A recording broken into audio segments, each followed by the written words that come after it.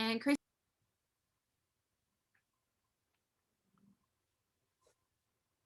Good morning, everyone, and welcome to the Atlanta Press Club. My name is Christy York-Wooten. I'm president of the club. Thank you for joining us today for the Atlanta Press Club Conversation Series event in partnership with Public Broadcasting Atlanta. Our topic today is how Atlanta journalists shaped Georgia's role in national politics during the 2020 election season. Today, we welcome some of our city's top journalists to discuss the lessons of 2020's political season and to talk about their time in the national spotlight. We'd like to remind you today that if you have questions for our speakers or moderator, please type them into the chat function at the bottom of your Zoom window. Thank you for supporting the work of the Atlanta Press Club by joining us for this webinar today.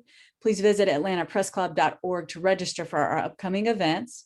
On our website, you may also sponsor an event, join as a member, and donate to the club. Please follow us on Facebook, Twitter, Instagram, and YouTube to watch our videos. We would like to let you know that today's production will actually be appearing on PBA as a special, airing first on March 27th at 6 p.m. So be sure to tune into that. It will have extra clips that you haven't seen before. All right, let's get started. Today, we've asked Lisa Rayam, anchor for WABE, to moderate the program. Lisa is an Emmy Award-winning television and radio journalist who is host and senior producer of WABE's flagship program, Morning Edition. Lisa previously served as a news anchor on WAGA TV for 21 years. She also co-hosted the Loudermilk Young debate series, Senate Runoff Debates, for the Atlanta Press Club in January. Please welcome Lisa. Thank you, Christy. Thank you so much for having me. It is such a pleasure to be here. And I'd like to welcome all of our guests here today and just to take part in this all-important conversation. And a conversation is what we're having today because I've been able to work with each of you and our paths have crossed one way or another. And boy, what an election cycle, this was. So we'd like to officially welcome you to the, to remember, to rehash, so to speak, and how Georgia's journalists played a huge, phenomenal role in national politics. Throughout 2020, Georgia's electoral process took center stage in American politics. And in 2021, as you all know, and even those watching know, we took the spotlight. Georgia really took the spotlight, and that spotlight continues today. Today, we're going to simply look back on the 2020 election process, the season, and talk to some of Atlanta's top journalists who are joining us here today, who were frequently seen and heard on CNN, MSNBC, NPR, and so many other media outlets. And I'm also going to share some of my experiences, including a funny critique by comedian Leslie Jones the night of the election. So a lot of news, a lot of fun, a lot of conversation, and a lot of information. You're going to get that here today in just 1 hour. So we want to officially welcome you. First, let me introduce our panelists today. We are delighted to have with us today, and this is in alphabetical order, Greg Blinstein, political reporter of the Atlanta Journal-Constitution. Welcome. Stephen Fowler, political reporter, Georgia Public Broadcasting. Emma Hurt, political reporter here at home at WABE News. Cameron McWhirter, author and staff reporter of the Wall Street Journal. Tia Mitchell, Washington, D.C. correspondent for the Atlanta Journal-Constitution. And Jewel Wicker, who was supposed to be here today, is not feeling well. She was a freelance writer. She is co-host of Gaining Ground, the new Georgia podcast, but she will take part in later conversations. So let the conversation begin. Greg Blinstein. Hi, Greg. How are you? Hello. Have you gotten any rest since I last saw you? I have. Okay, well, that's certainly good news. Well, Greg, you dominated national media coverage during the 2020 elections and runoffs, and you became known nationally as a prime source for Atlanta reporting and analysis. Do you think the national outlets really relied on you and your reporting and that of local reporters to, one, get the story right, but two, to kind of be embedded in Georgia politics as it was unfolding? Yeah, I think it was a combination of both.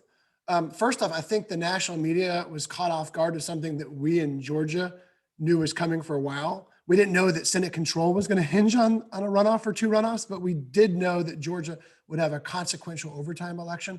This wasn't a surprise to anyone on this panel. I had reported on the prospect of a nationally watched January runoff the day that Johnny Isaacson announced his retirement way back in August 2019, and of the distinct possibility of double runoffs for months before the November election. So I think that kind of surprise to them kind of forced them to rely and trust us in the local media in Georgia more.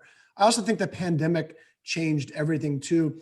Outlets that might have cut back on the army of reporters they otherwise send to Georgia, we're relying on Georgia reporters more. And many of those that did send reporters to Georgia couldn't send folks here for the entire 9 weeks. So those of us who have been covering this race since 2019 became ambassadors of a sort. Mhm. And also, I think it was important too, it suddenly didn't require a whole logistical nightmare to throw people like me on the air. 2 years ago, 3 years ago, CNN would send cars to take me downtown headquarters. MSNBC or Fox would book expensive studios with green rooms and makeup specialists. Fast forward to 2020, I get a call 10 minutes before airtime to go live. I'd amble up to this room right here, put a jacket on it and do my thing. So I think that made it a lot easier for the TV stations in particular to put us on air. It just didn't require all the infrastructure it used to. That's interesting. You used the word ambassador, and you also said that journalists were kind of caught off guard. Emma Hurt, do you believe that you were caught off guard? And can you talk about how you in particular and other Georgia journalists were elevated to this national level and representing Georgia journalism? I think we all knew the runoffs were looking likely and that the national media hadn't really processed that Georgia had this weird runoff situation. The level, as Greg said, of importance of the runoffs was not something that I predicted. But as we're watching all the returns, there's the whole presidential drama. And then in the back of our heads are sort of side by side. We're all like, oh my God, wait a minute, the Senate, is this really going to happen? Right. But I agree with all that Greg said. And I would also add, I think because the runoffs were kind of an extended period of time in which we were, for 9 weeks, I guess, 9 weeks, the center. It wasn't just like a 2-week period. It was a long time. And so people also didn't, national outlets didn't send as many reporters for that entire time. And meanwhile, every single day, there were like 5 or 6 national story increments coming out of Georgia. And so the volume, because we were the only game in town, because former President Trump was fixated on Georgia as well, there was just infinite market for every little Georgia story. And you're like, oh, you care about this press conference with Secretary of State Ravens? Okay, so I'm going to do a national story on this. And I guess there's a Saudi Arabian news network at this press conference that used to be just like 5 of us. So that was crazy. But we were lucky to be here. And hopefully, though, I think we can all agree it will never quite happen again in the same way. I think they're going to change the laws so that it doesn't, and everyone on both sides of the aisle, except maybe the media buying companies, would like this to never occur again. Yeah, it's quite a cycle to live through. And Georgia was certainly the talk of the town, and it was the talk of national news, as we just said. And Cameron, you've had the opportunity to cover both the national aspect and the local aspect.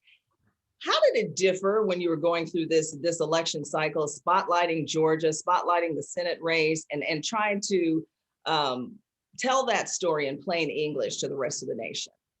Well, that's that. I think Greg and Emma both made great points, and I think it's important to note that their work, they're in it. They were both in the trenches every day, and that played a big role in building momentum for us to go to our editors and say, this is a bigger story. It's getting bigger. You need to start paying attention to it. And it's a process to sell it to our national editors that it's a national story. I think one thing you misspoke about earlier, you said the election cycle that was. It's never stopped. It's still going on. I mean, this thing is going to go on until maybe 2022, maybe beyond. And we're all sort of taking a little breather right now, but it's back on. And what's going on in the legislature, the angling that's going on. What is former President Trump going to do? I mean, this is going to put attention on Georgia for years, and it is going to put all of the people on this panel and all the journalists in this state on alert all the time. Now, Right. hopefully, it won't be like what we just went through, but it's going to be intense. Cameron, thank you. And, speaking, on a national level, not only was the news being made here in Georgia, but also in our U.S. Capitol, January 6th, namely. Tia Mitchell, you had some experiences there with that type of reporting those kinds of stories that were so emotional and just enveloped the entire nation. And you had to bring that home to Georgia. How difficult was that? It was difficult in the fact that I wasn't only covering the story, I was experiencing it. I was in the House chamber when rioters tried to breach the House chamber, and for a while we were locked in while police officers defended the chamber to keep it from being breached. So I witnessed a lot of things firsthand, but I guess that helped me in a lot of ways, because as I was reporting it on that day and continue, of course, to report about the fallout, I was able to, I had a first person account of what happened from the perspective of being in the chamber when the breach was attempted. So I guess it's just required me to really, figure out a way to compartmentalize the personal aspect so that as a journalist, I can remain objective and continue to report on the continued fallout, but also, taking the time to, think about how it has impacted me personally so that I'm not totally disregarding that aspect. And as journalists, we're supposed to be objective, but we felt these stories that were coming across and that we were talking about. Tia, can you quickly share one of the most frightening experiences you shared on January 6th? Well, I would say when we got locked in, so they were evacuating the House chamber, and there were 100 to 200 members of Congress and probably a couple dozen members of the media like me. And at a point, they could no longer evacuate us because the rioters were in the hallways and it was just too dangerous. So probably the scariest point is when they said, hey, we're going to have to lock you guys back in the chamber.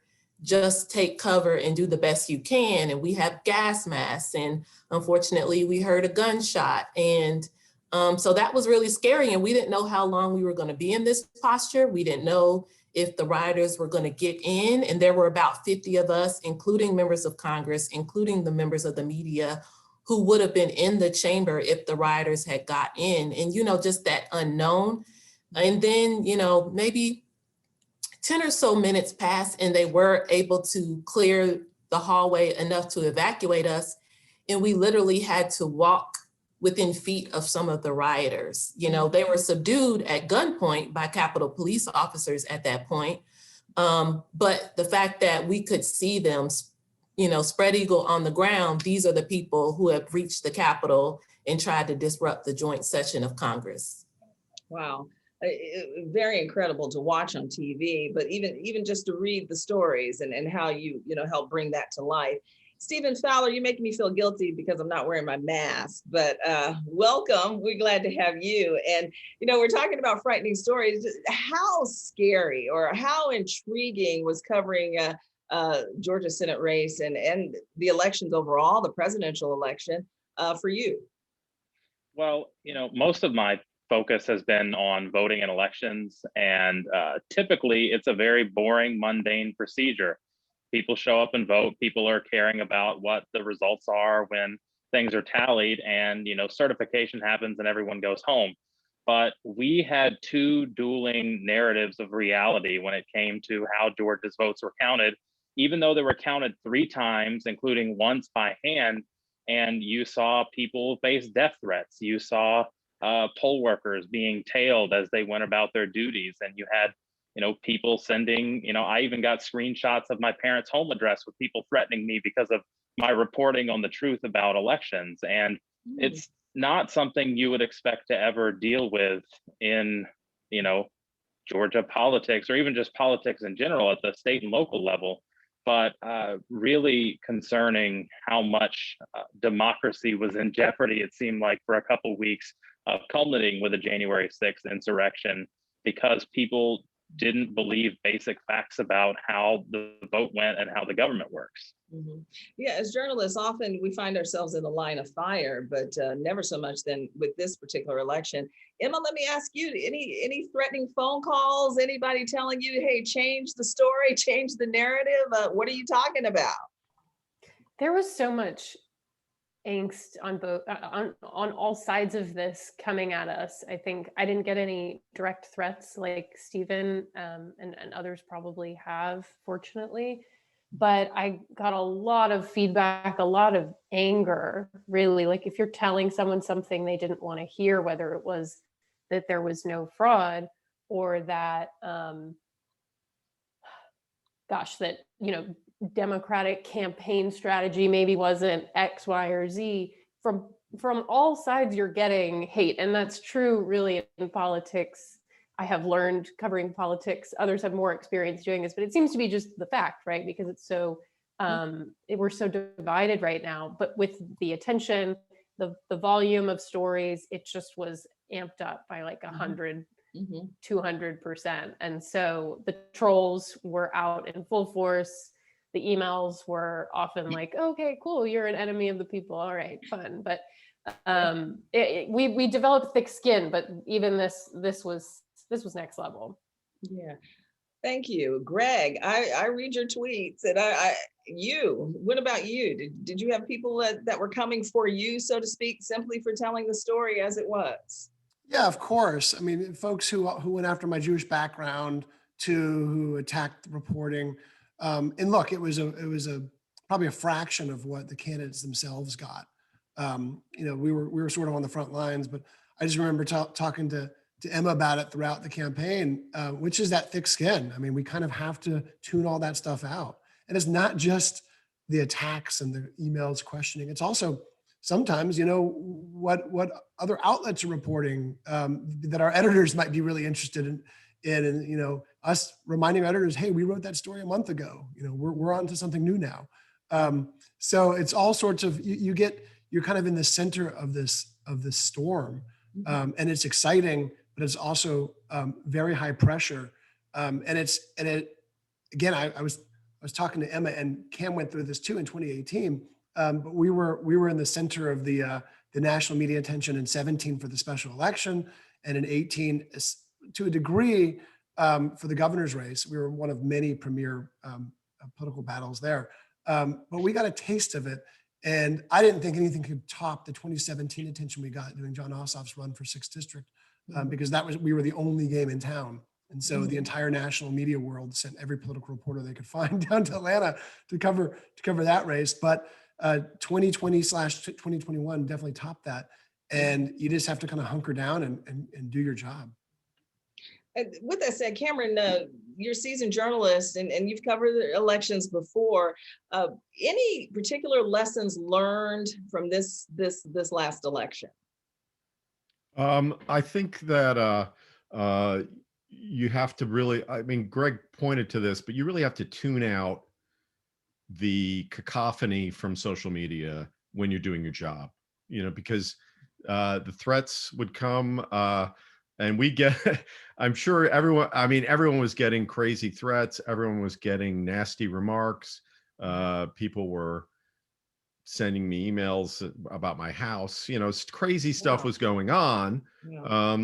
But it's a lot of hot air, you really just have to focus and do your job. And I think that it's very interesting. I work for the Wall Street Journal, which is has a conservative editorial section. And then the news side is all we do is produce the facts. And to be lambasted as a leftist liberal commie, was pretty surprising. But that's sort of the world we're in. And I think all the journalists here could comment about, covering a Trump rally, for example, and wearing a mask in part because it's required by my job, Mhm, was problematic. It was a political statement to be wearing a mask, mhm, and that would be something you had to navigate. And going out to meet Republican voters in some of the rural parts of the state and wearing a mask was something we had to negotiate. It was like it was a constant issue and a political one. And mhm. I'm sure they all have stories like that too. But it was definitely difficult and will remain so. During this election, there were all the little sub stories happening, and what happened to be the demographics, the ever-changing demographics in Georgia, that sometimes national media just can't grasp. Um, Tia, how hard was it for you to translate that in your reporting, specifically with Georgia supposedly turning blue and the role that the youth played, African Americans played? How important was that for you to get that across in your stories as a journalist? I think it's important to get that story across because that's part of the complete story. You know, Stacey Abrams rightly got a lot of attention for putting together a playbook that was executed in Georgia. But even she was very cognizant, very proactive about elevating other activists, other leaders in Georgia. And I think it's important to tell the story not only about what happened in Georgia with the general election and the runoff, but quite frankly, it's important context to tell the story about what's happening now with a lot of the voting and election laws that are being proposed in the General Assembly. So we've got to give people that complete context that there is this coalition of activists, organizations, and then grassroots voters that are changing what voting looks like in Georgia. And as a result, there is kind of now an offensive to constrain some of that progress. And whether you agree or disagree with that probably depends a lot on your politics, but we've got to put it in context. Put it in context. And Greg, you just reported yesterday about Atlanta's Center of Political Gravity shifting to Atlanta. Why was it so important for you to tell that story after this particular election? Yeah, I mean, one of the things that kind of got underplayed, and that again, everyone on this panel knows and recognized, was that this wasn't some sort of overnight success for Democrats. This has been a trend that had been building over the years. Republicans won the state by 8 points in 14. Trump won the state by 5 points in 16. Kemp won the state by 1.5 points in 2018. Just looking at those numbers, it is getting narrower and narrower. And so this wasn't an overnight success. This wasn't something that was led alone by Stacey Abrams. And again, just like Tia just said, this was a narrative that even Stacey Abrams pushed back on, but also the Atlanta suburbs, which are getting more and more attention and are credited, I think, partly rightly so for the demographic shift and for the political shift in Georgia. They're not some monolith. They're not a stand-in for white voters anymore. And they might be in some other suburbs and some other states might be stand-ins, but not in Georgia. Atlanta suburbs are becoming increasingly diverse and increasingly powerful politically. And that's the story I wrote yesterday, just trying to tell the story that the rural lawmakers, the rural Georgia, which used to have an outsized voice in Georgia politics, even after the county unit system was disbanded in the 60s, it doesn't have nearly the center of gravity. It doesn't have nearly the force it does anymore. And that's the story that will continue to shape 2022. As Cam said, this election isn't over. We've got another one already beginning next year. Yeah, the conversation of demographics will certainly continue. Stephen, can you recall for us a story that particularly stood out to you and for you during this last election? I think for me, it was back in February, March of 2020, when the coronavirus pandemic started to become a thing. And we were talking to county elections officials across the state because they were busy rolling out this new $100 million voting system. And we were asking them how they were going to prepare for a potentially deadly pandemic, because voting is something that a lot of people show up to do in close type proximities. And, we heard from officials who were worried about elderly poll workers not being able to show up to work, We heard about worries of polling places dropping out because they didn't want to potentially get a bunch of people sick. And we heard about fewer machines because they tried to figure out social distancing and how to sanitize touchscreens and things. And that was back in February. And they said that those were going to be a problem when June's primary came. And lo and behold, all of those problems came to bear on the June 9th primary. And I just remember reading all the national headlines about it was a disaster that nobody saw coming. But here you had the people running elections 4 months before that saying, this is the problem we're going to face. And I think it was a turning point in people paying attention to how elections were run in Georgia.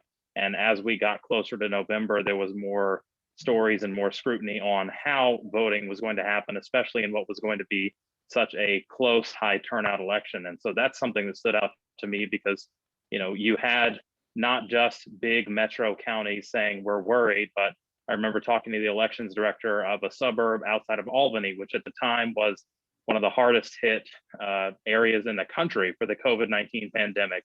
And she was like, sorry, I was late to the interview because I had 3 funerals for friends this morning. And I needed to call and check on my daughter, who was a nurse at the hospital, because she started running a fever and didn't know if she was sick. And just the humanity of the story so early in the pandemic kind of stuck with me for the rest of the cycle. Emma, I'll ask you the same thing. What was your major takeaway? What was the story that just gave you an aha moment? I'll apologize in advance. Someone is doing like tree work outside my house. So if there's background noise, that's what's up. I think that it was the stories that to us that maybe seemed obvious that we'd lived the context. But, for example, I ended up doing kind of a full blowout like timeline of, we called it casually, this isn't the title or anything, but the Kemp-Trump bromance. Like, what is the history of this relationship? Where did it first start to falter, leading up to, the time in December when former President Trump was tweeting about Governor Kemp all the time and saying he regretted endorsing him, and just being able to realize that we added a lot of value to the coverage and explaining this to people, this context, this background that to us felt obvious, but suddenly was nationally relevant. And I like to hope improved people's understanding of what was really going on. And I will silence myself in my trees now. Okay, Cameron, we have a question from one of our visitors, and they said, you mentioned that even the Wall Street Journal center-right publication was considered leftist. And this appears to be happening in every state. But as a journalist reporting from Georgia, where do you see the media universe heading? In terms of covering Georgia, or in terms of what we're going to be covering politically in general? It goes on to say, can a publication like WSJ bring some other media back to the center, especially when reporting about regional politics? I think that's a very open question. That's certainly, and it's one that the Journal has sort of based its financial future on. We're doing very well right now, but let's see. Right. We're for example, one of the interesting stories that everybody on this panel has been covering is the implosion of the Republican Party in Georgia. It is, I don't know, we could take a poll, but maybe there's 5 or 6 factions now openly bashing each other. That's a stunning thing when you think that this is the dominant political party in the state and has been for years. So they are imploding, and covering that. If you're center right, people sort of, there are a lot of people who talk to us that don't talk to other publications, which is helpful in us telling the story of this implosion, this demise. Or we'll see what comes out of the ashes of it. And with that said, there was so much going on with the elected officials, those running for office, that my experience was I heard from a lot of people who felt that their voices, their concerns were getting lost in all of this. Tia, did you find that when you walk the neighborhoods, when you talk to various people, did you find that they felt their voices was getting lost in this unusual cycle that was happening here in Georgia? I mean, I think that that is, something that we as journalists struggle with, striking the balance between the political horse race stuff, who's winning, who's losing at any given moment, versus digging into the policy. And you really, of course, you can't have one without the other. The politics influences the policy. I know we at the AJC worked really hard to make sure that we were digging into the issues and we were asking the candidates about issues, and that we were, in the communities talking to voters as much as possible. But I do think the circumstances, especially during the runoff, because it became bigger than just where the candidates stood on the issues. The runoffs became, will Joe Biden get a Democratic Senate, which could then really change the trajectory of his first couple years in office? And that did become paramount. And I think voters also understood that they were doing more than just electing who they wanted to be their senators in Georgia. They were possibly influencing the balance of power in Washington. So I don't think it'll be as we've said that was, perhaps a once in a lifetime thing where 2 Senate seats in the same state would control the balance of power in Washington. Those are huge stakes with Georgia at the middle, and that may never happen again. And so future elections will allow us to even more so focus specifically on Georgia. The runoffs were nationalized. Most races will not be as nationalized in that way. Mm-hmm. But back to putting Georgia in the spotlight. Emma, I'll ask you this. Was the Atlanta journalist, Southern journalists covering all of this, were they ever misunderstood, do you think? I don't know if any more so than journalists around the country. I think we just had more exposure given that moment. But I mean, there is a lot of distrust of the media on both sides. It almost feels like a cliche to talk about it now, but it's still very real. And it, we all encounter it talking to especially conservative voters all the time. And so I think that, again, like the scale was just broader for us in terms of the number of stories we were doing and the feedback we were getting from people all over the country, whereas normally you're hearing from Georgia voters. I mean, if your story goes nationally, Cameron is hearing from people all over the country all the time. Stephen and I, when we're on NPR, is the same. But all of a sudden, it was like every story I was hearing from people, I'm like, you're not even a Georgia voter? Hello? Right. So I don't know if we were necessarily misunderstood any more than everyone else. We just got a big brunt of it in that moment. Greg, I'll ask you, is there anything about Atlanta reporting you wish the rest of the country understood? Yeah, it's a great question. I mean, I think in general, we had to come to the realization, and not just in this campaign, but previous ones, that we can't let all that national attention change our game. At the AJC and other local outlets, we have a unique and distinct role that's separate and apart from the national coverage. And that means we can't just pick and choose stories or candidates we want to cover. And some outlets do that. And Cam and I would often chat about this on the campaign trail in 2018, how some national media, not the Journal, but they would not cover the race for governor beyond Abrams and only maybe mention Brian Kemp as the villain. We had to write about Kemp's background. We had to write about his healthcare plan. We had to write his fiscal policy, his promise to enact abortion restrictions, all the things that are coming into play right now. We had to cover, exhaustively back then. And the national media, different outlets have different, missions and different guidelines, but that wasn't ours. So it's one of those things, and I'd get attacked, and at some point you just tune it all out. But why aren't you writing more about X, Y, Z, or this or that story that we had covered, extensively before? And you have to make that decision that you can't get caught up in the national narrative. I mean, there's sometimes when there's a story that elevates beyond everything else, and you drop everything and write it. But for the most part, we've got to cover our beats, and even if especially, I should say, if we see a national story that doesn't align with what we know to be true down here, and there's some examples of that. At the start of the runoff phase, an outlet wrote that John Ossoff didn't want Joe Biden coming down here. I literally laughed out loud when I read that, because I knew that wasn't true at all. And it was it was the talk of that morning, not for days, but at least that morning. And again, it happened just recently with the talk of David Perdue mounting a comeback. It's splashy, it gets clicks, but anyone who actually knows the senator knew that he was not relishing the idea of a 2022 matchup at all. He filed paperwork, but nothing beyond.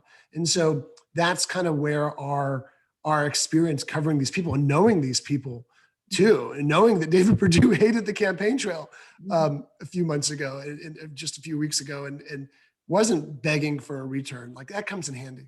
Wow. Well, before I open up the floor to questions, talk about the Secretary of State Brad Raffensperger news cycle.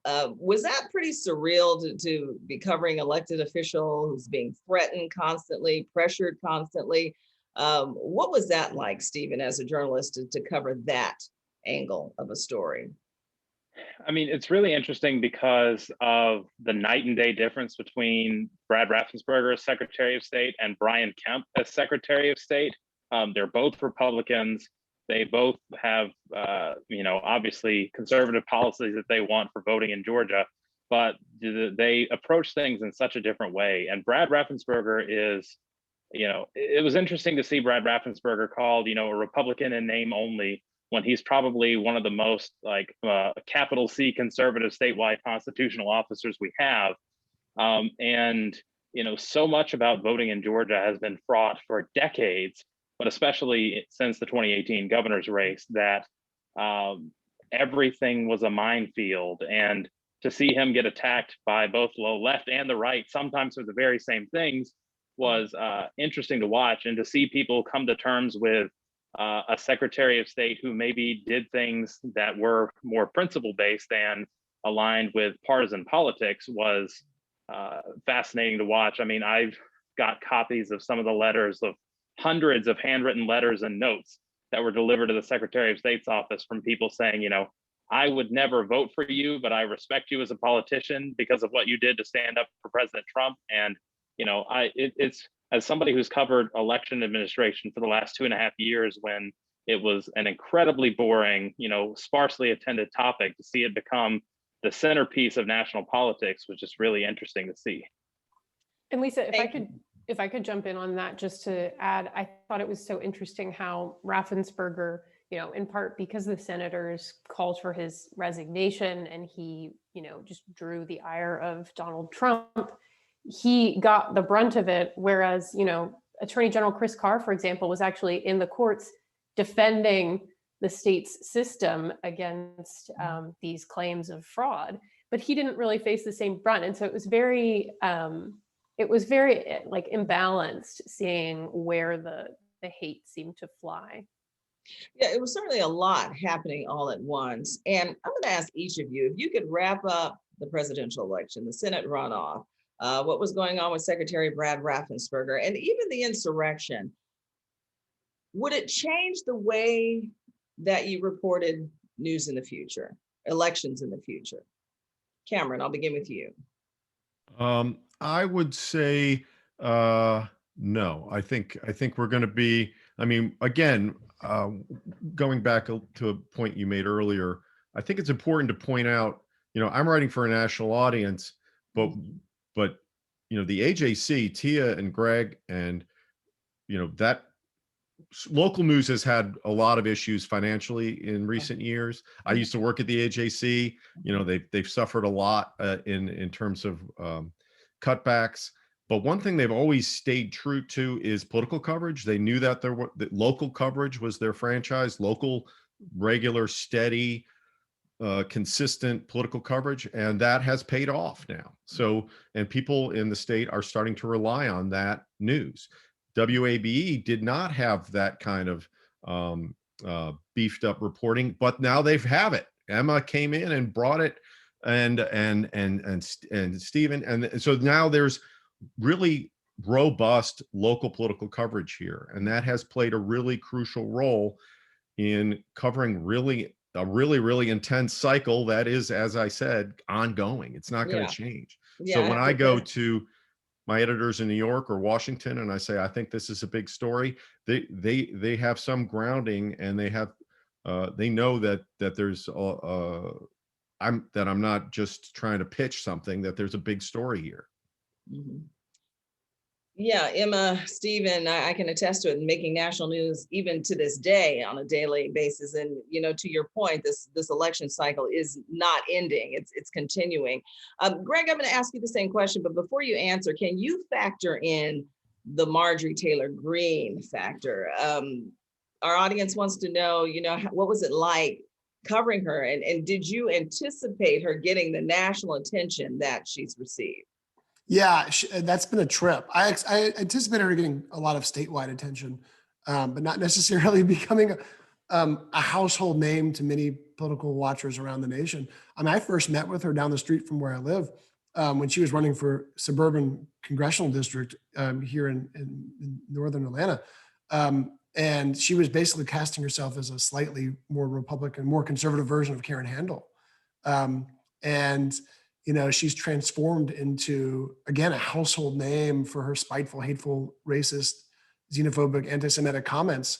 But one of those stories too that Cam was mentioning, the resources the AJC has put behind politics, and we're lucky that we were able to have Tia focus on her campaign during the 20 cycle, while I was more watching the Senate runoffs and the Senate races, I should say.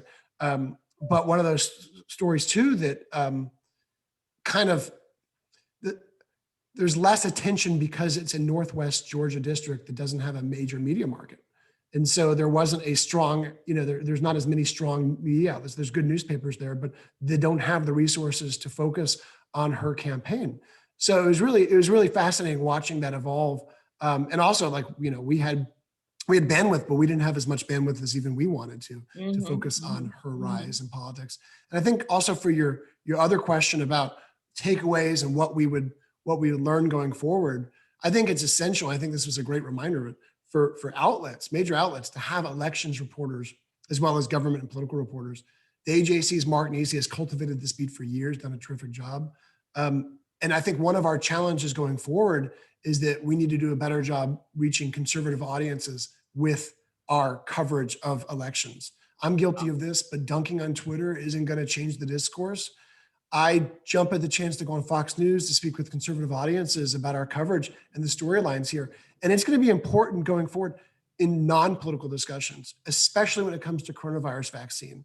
Too many Americans, including many conservatives, don't trust taking the coronavirus vaccine because of misinformation. So it's another avenue that we can explore going forward. Yeah, exactly. We did stories on how bad information was getting out there on all levels.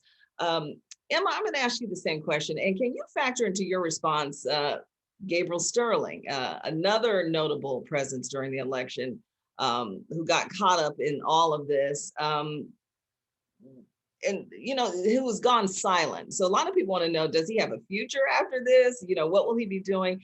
Can you kind of gauge for us what your thoughts might be? I haven't talked to Mr. Sterling recently. I don't know if others on this call probably might have some insight. I will just say, in terms of going silent, his job is not actually to be in front of cameras. His job is actually a pretty wonky procedural operations inside, behind closed doors kind of job. And he was really thrust out there because the level of interest in the intricacies of the voting system was so high. He was the best person to answer all the questions that everyone had infinite versions of asking. And so in terms of him going silent, I would argue maybe it wasn't even really his intent to go on full volume. Wow. And it was just an accident. But I mean, there is talk of that for sure. What is his future? Because he did develop such a national platform, like many other Georgians in the last 3 months. I don't know. Does anyone have inside Gabriel? Boy, can he get angry. So I talked to him 2 days ago. I joked that he should write a book, which I hope he's doing, but also he should include cookbook because he's all over Twitter with all his recipes. He's not silent on Twitter about cooking. So if you want some more Gabriel Sterling content. Oh, that's funny. Well, Tia, let's move on here. I'm going to have you answer the same question, but kind of tell us the national spotlight. Um, do you wish local journalists had gone more deeper in telling the story? And in fact, were there a lot of stories missed in the process? I don't, there's always room to do more there. And particularly, us Georgia-based journalists, Georgia is so diverse. There are all these micro segments of the population that I wish we had more bandwidth, particularly on the Democratic side, because Democrats were so successful. And we talk a lot about Black voters when you think about Democrats, because they are the backbone of the Democratic Party in Georgia. But we don't talk as much to Latino voters. We don't talk as much to the LGBTQ community and Asian American voters, which also are important voting blocs to the Democratic Party. And then on the Republican side, we talk a lot about rural white voters, but there are those. I would love to talk more, particularly about those Republican voters who supported Trump in 2016 and had enough by 2020. And there's time to still do that. That's the other thing for me. My job, I've only been the AJC's Washington correspondent for a little over a year. And when I got here, we were in an impeachment trial. By the time the impeachment trial was over, coronavirus was starting to ramp up, and the Congress shut down in a lot of ways, like so much of America. But when it was functioning, it was pretty much solely focused on the coronavirus, Right. I would say through the summer. And then by the time that eased up a little bit, we were in election mode from June through January. And by the time elections were settled in Georgia, I was back to another impeachment trial. So I look forward as a Washington correspondent to being able to dig into some of these policy issues that Congress itself is starting to get back to, that they even weren't doing a lot over the past year. So there's always more that can be done. But I think readers should also not assume it's not being done. Like I think Greg mentioned, people say, well, why aren't you reporting this and why aren't you reporting that? Readers have to really go to the sources, do some Googling, do some searching of your favorite news website, because they probably have written about that thing you're curious about. Right. Very interesting. And Stephen, that leads me to this question. You were very in tune to what national news was saying about Georgia. What mistakes do you think national media made in covering the campaigns here? I mean, I think it's very difficult to kind of do drive-by parachute reporting in general. And I think with everything that was happening in Georgia, there were so many storylines. I mean, the major things that happened, the coronavirus, racial injustice movement, elections and voting, the presidential race, the Senate race, all of those could be anchored in Georgia if you had the time and energy to do it. And so I think sometimes the mistakes are, it's kind of like Greg mentioned, the Atlanta suburbs are not monolithically white anymore. When you talk about Black voters in Georgia, it's not just Black voters in the suburbs, it's Southwest Georgia, who was a very key constituency to helping Senators Ossoff and Warnock win. And even when you talk about white Republicans in Georgia, there are a lot of different blocks within the state that have different issues. And so I think you miss some of the nuance by not having the understanding of Georgia or having somebody living in Georgia. I'm grateful that we have a Wall Street Journal person in Georgia who knows things. I'm grateful we have a New York Times bureau in Georgia that knows things. And I think, Emma and I have spent a lot of time on National Public Radio as people from Georgia who knows things. And I think just when you're short on time and have a big story to do, it's easy to fall back on some of the same voices and some of the same tropes and some of the same people to represent shorthands for larger movements or conversations. And I think many of the people that are quoted in national stories are good resources, but I think it misses some of the bigger picture of what's actually happening on the ground. Before we end today, we got to talk about Georgia, the assembly, the lawmakers' efforts to restrict voting rights here in Georgia. If that happens, how will that affect the next election? And do you see Georgia being in the spotlight again? Greg. Yes, we're going to be in the spotlight again. We've got a potential rematch between Governor Kemp and Stacey Abrams. We all remember 2018, what tremendous national attention we got from that race. And of course, Senator Warnock is back up again. Not to mention all the congressional seats. We don't know how the maps will look quite yet. We'll know by the end of the year what those district lines will look like, and all the constitutional officers. And Democrats are looking to gain on their victories in November and January, and have a good chance to do so. When it comes to the voting rights and what restrictions will end up passing and what measures will end up passing, that's still very much in play. I think everyone I talk to from both parties acknowledges that there'll probably be some sort of new ID requirements for absentee ballots. And polls show that there is a widespread public support for some sort of measure that does that. Democrats are still going to raise concerns about that.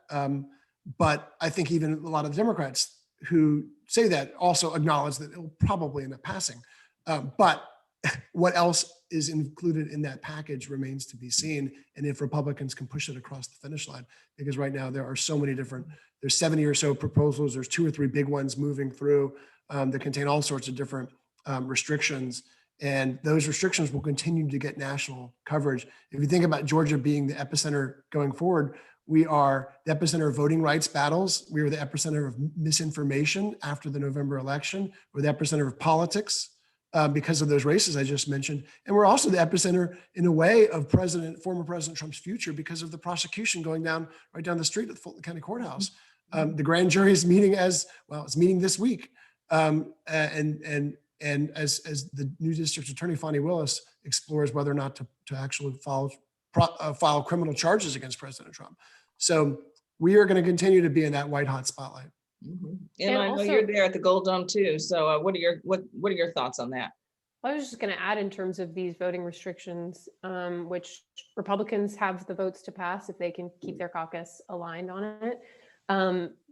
The question mark is whether they'll be in effect in 2022, given any litigation that might come. So in terms of an effect on the next election, that's very much an open question as well, because they might just be held up. Briefly, back to this pandemic that we're in and hopefully winding down. But Greg, you mentioned earlier at the start of our conversation that one of the major changes was Zoom and the access that we've had to use and grow accustomed to.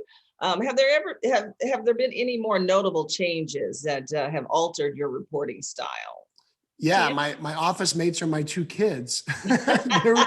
My 7 and 10-year-old were in virtual school for much of last year, and my 10-year-old still is in virtual school. So we got to know each other even better. I dragged them out on the campaign trail. My 10-year-old actually got to interview all 4 Senate runoff candidates and did YouTube videos about each one of them. So they're very funny.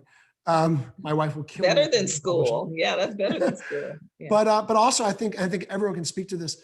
We all had to become science reporters, especially early on. I mean, there were days where I would write 4 or 5 stories a day, and not one of them was on political stuff. The political coverage, it was all on the pandemic, because we all had to be science reporters, especially early on when this pandemic really took hold, and we had to go cover things that weren't necessarily comfortable for us to cover, things that would have been reserved for health reporters or science reporters. Well, everyone at the AJC, and I bet everyone at every other outlet that's represented on this call today, had to become a pandemic reporter in some form or fashion. Cameron, how did your world change? Well, I'm talking to you from my office at my house, and yeah, I mean, it's about my family is my newsroom now. So I think that the coverage, getting back to one bigger picture about Georgia, is what is going to change is we're going to see in the next couple of years whether Georgia is about to become like Virginia, where the Republican Party has fallen apart and is irrelevant now? Or are we going to become North Carolina or Florida, where it's back and forth? And I think these next couple of years, politics is always going to be an important part of any community, but Georgia really is going to be in the spotlight for the next 2 years. And if the Democrats can really sweep in, we all might be able to spend more of our brains on other subjects, because the Democrats will start to sweep in and it'll become a blue state. Right now it's purple. We'll see. Purple. Yeah. Cameron, thanks. Emma, any predictions? I mean, Republicans have had a big wake-up call. I think 2018 was scary for them, but this is very much not ideal. And so there is awareness that they need to change their strategy, that what has been working is not working right now. And so that involves registering new voters, building up a ground game that doesn't just appear right before an election, reaching out to minority communities and trying to find new voters. I think the question is, as they do things like pass voting security measures, is that going to undermine this kind of growth mindset that many of them are talking about, that former Senator Kelly Loeffler's group kind of is emblematic of?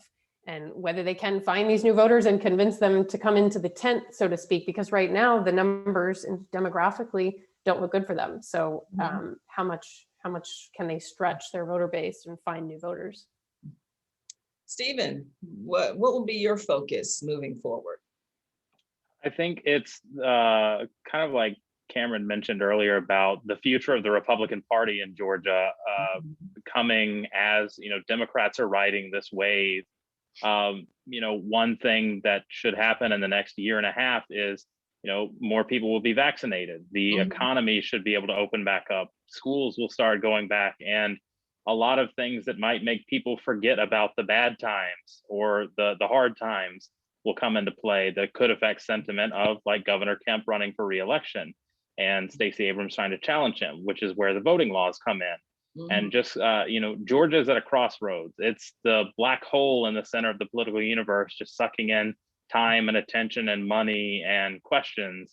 And I think you will probably see both parties pitch the 2022 elections as kind of this battle for the future of Georgia, and with the maps being redrawn and everything, that I think it's just going to be a really interesting race to see kind of what direction Georgia takes after the turmoil of this past 2020 and kind of the changes that have been building up for the last decade or so.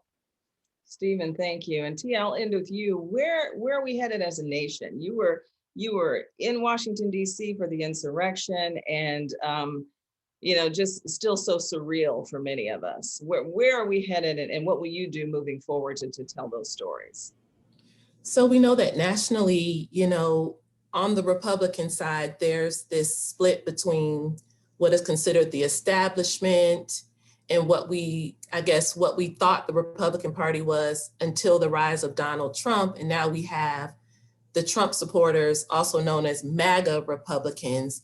And there's real conflict in the Republican Party that does impact not just policy, but the ability for Republicans to win. Again, Kelly Loeffler and David Perdue were probably the first big casualties of that split in the Republican Party. But it's going to play out in 2022, and it's playing out now in Washington. And then on the Democratic side, right now, Joe Biden has Democratic majorities in the House and the Senate, at least until 2022. But there's conflict still there about how progressive does he go? How far to the left will he be pulled, and what will be the ramifications on that with voters? And so that's kind of what's playing out nationally. And, we're just going to continue to watch. And I think it's going to be paramount, again, on reporters like us on this panel to really listen to voters of all stripes to understand how that's impacting, how our elected officials are perceived. Listening, as you all know, is key. I want to thank you all for joining us this afternoon. You are phenomenal, and thank you so much for taking the time. Thank you for having me as your host. I have no idea what that is ringing right now. I'm being asked to end with you, Tia, and talk about the Leslie Jones tweets. I heard she tweeted about you and me. I never saw the tweet, so let's hear what she had to say about you. Well, for me, she saw me, I think, on MSNBC, and you see my background. Right. So she said That's what that it was, my blinds indicate that I live in Atlanta, which I told her, well, sis, I live in Washington, but yeah, my blinds indicate my income level. But she said that I came across like an elementary school teacher, the kind that tells a parent, you know, said the kind that tells a parent like, your child isn't bad, they just have attention issues. So she called me very calm, sis is how she described it. Okay, all right. Well, I didn't see the tweet about me. I don't want to know, but yeah, she's pretty funny. So thanks for sharing that. Thank you all again for taking the time to be here. And it was my pleasure to serve as the moderator. Christy, thank you. This was like a therapy session. Thanks. Thank you, Lisa, for hosting today. And just thanks for this incredible panel. I mean, my gosh, Greg Bluestein, Stephen Fowler, Emma Hurt, Cameron McWhirter. I'm sorry that Jewel couldn't be here, but Tia Mitchell, and of course, Lisa Ram, thank you so much for hosting. And good luck, everybody, as you know, this political season that never ended continues. So we wish you all strength and safety and good luck out there. Thanks again for joining us. Everybody tune in to PBA on March 27th at 6 p.m. to see the story with bonus content. All right. Appreciate everybody. Thank you so much. Thank you. Thank you. Bye-bye. Have a good day, everybody. Thank you, guys. Bye. Thanks, Christy.